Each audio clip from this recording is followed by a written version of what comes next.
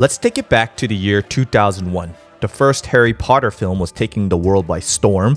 The original iPod was released for the very first time, and too many of us were all singing, "Who let the dogs out? Who let the dogs out?" Meanwhile, back on the hardwood, 2001 saw individual talents emerge to define the league. We saw average players become stars, stars become icons, and icons become legends. Join us as we do a deep dive into this critical year in the NBA in the year 2001, a year in review. The Los Angeles Lakers were fresh off their first NBA championship victory, and life in LA couldn't be sweeter. With Kobe and Shaq taking some much needed time off, other NBA stars, headlined by Kevin Garnett, Vince Carter, and Jason Kidd, were in Sydney, Australia, looking to win gold for the United States. Team USA would end up winning gold, but the real iconic moment was when Vince Carter, after intercepting an outlet pass, raced to the rim, jumped over a 7-foot 2-inch center from France, and proceeded to throw down a thunderous dunk on his poor head. It was immediately labeled the dunk of death, and is widely considered the greatest, most famous, and probably most disrespectful dunk of all time. As the 2001 NBA season was gearing up, the Lakers were primed to go back-to-back, and pretty much everyone agreed. Shaq was just as dominant as he was last season when he won League MVP, and Kobe took the biggest step of his career in 2001. But ironically, this is where the core of the issue began. Kobe was ready to take over as the supreme leader in not just LA, but the entire league. He was on a mission to prove he was the league's best singular talent and the heir apparent to Michael Jordan, and Shaq was not pleased. In Shaq's mind, the Lakers, the NBA, Hollywood was all still his. Both Kobe and Shaq would take jabs against one another in the media. Kobe calling Shaq overweight and unfit to lead, while Shaq called Kobe selfish, egotistical, and not a team player. It would get awkward for the NBA champs, but the results on the court were undeniable. Shaq continued to dominate inside, Kobe was blossoming into the league's premier two-way guard, and no one seemed close to challenging their throne. The only thing standing between a back-to-back championship was themselves. Meanwhile, as the rest of the league was vying for a chance to steal the spotlight from the Shaq and Kobe Lakers, an improbable figure broke through the clutter to steal the spotlight. Miniature in size but gigantic in heart, tenacity, and sheer will, Allen Iverson was putting on an absolute show in Philadelphia. He was the epitome of everything the residents and city of Philadelphia represented. Hard work, no fear, and all heart. He was in a league filled with giants, but when the dust settled, he led the league in scoring and willed a pretty mediocre Sixers team to the best record in the East and more. The 2001 NBA season also saw the birth of one of the league's most exciting players of all time, Tracy McGrady.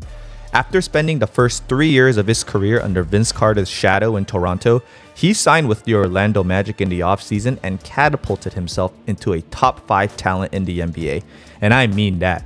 In 2001, from a sheer talent perspective, it was Kobe, it was Shaq, it was AI, it was Duncan, and then it was T-Mac. He leapfrogged Vince Carter, Kevin Garnett, and Chris Webber this season. He took a pretty terrible injury-riddled Orlando team to a respectable 7th seed in the West, and in a landslide, he would win Most Improved Player. He also made his first of many All-Star selections in 2001. As All-Star Weekend approached, the East versus West game was looking like it was going to be a lopsided affair. The West looked too dominant. It featured the most dominant big men in the game today: Chris Webber from Sacramento, Tim Duncan from San Antonio, and Kevin Garnett from Minnesota, all on one team. Even with Shaq injured, you had those dominant bigs against a marginal at best Eastern Conference front court, which featured Antonio Davis, Anthony Mason, and Dikembe Mutombo. No one expected much, and by the time the fourth quarter got underway, it was already a 20-point lead for the West. And then, as fate would have it, and as Iverson had been doing all season long for Philly, he never lost that grit. He helped rally the East back with help from a strong defensive performance from Dikembe Mutombo and timely threes in the final minutes from Stephon Marbury. The East came roaring back to win the game in what is considered the last and greatest All-Star game in NBA history. Iverson went on to win the night's most lucrative prize, the All-Star Game MVP, and as you could probably imagine, he wasn't satisfied with just that. After All-Star Weekend, Iverson and his crew in Philly were continuing their improbable run in the regular season. One of the most underrated trades of the season took place in February 2001 when Atlanta traded Dikembe Mutombo to the Sixers, who were in desperate need of a big defensive anchor at the time as they eyed a run at the title. Later that year, Mutombo would go on to win Defensive Player of the Year.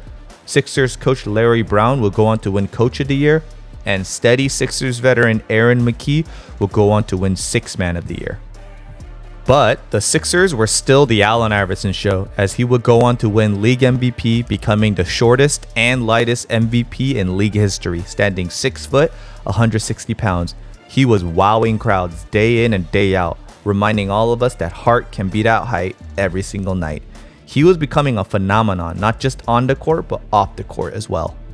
To recover from a right elbow injury that year, Iverson began sporting an arm sleeve, and as the years and decades passed, this arm sleeve would take on a whole new meaning. That arm sleeve would go on to become a fashion statement that is still prevalent in the NBA today.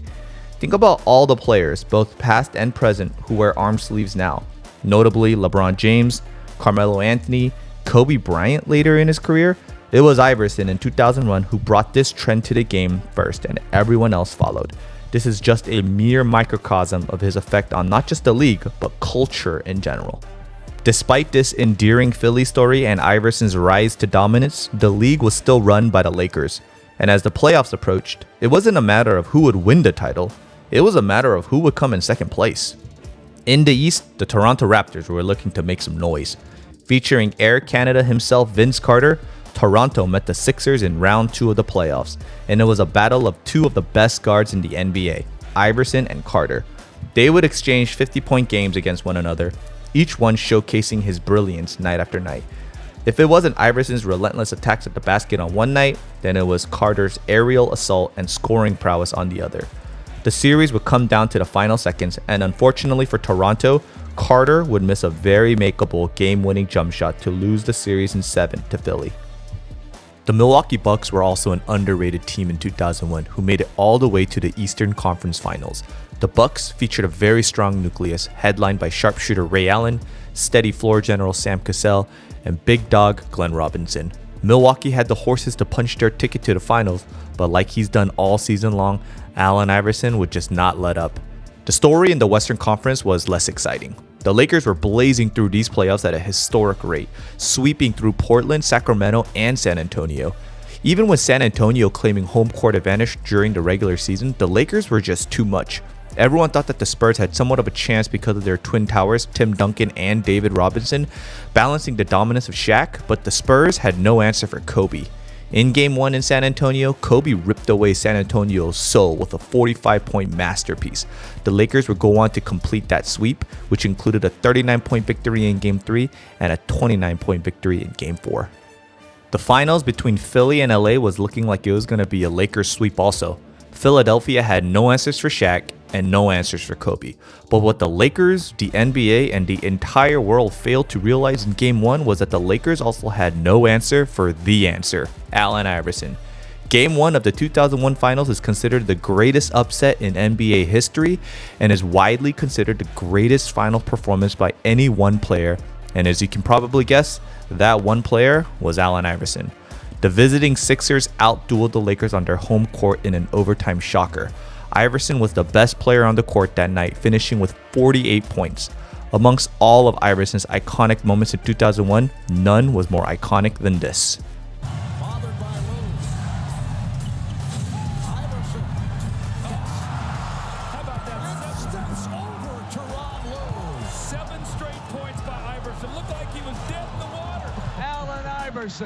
Makes it 103. After LA's Game 1 meltdown, unfortunately for Philly fans, that was it for Iverson and the Sixers. The Lakers would go on to win the next 4 games and go back-to-back as champions, truly solidifying the Shaq-Kobe Lakers as a team for the ages. The 2001 Lakers proved to be one of the most dominant teams in NBA history as they ended up going 15-1 in these playoffs. This was a truly historic run that not only highlighted the Lakers' dominance this season, but it also shows just how incredible Allen Iverson was in 2001. Against all the odds, the fact that he was able to assign LA's one and only loss in these playoffs on the grandest of stages, the NBA Finals, is truly remarkable.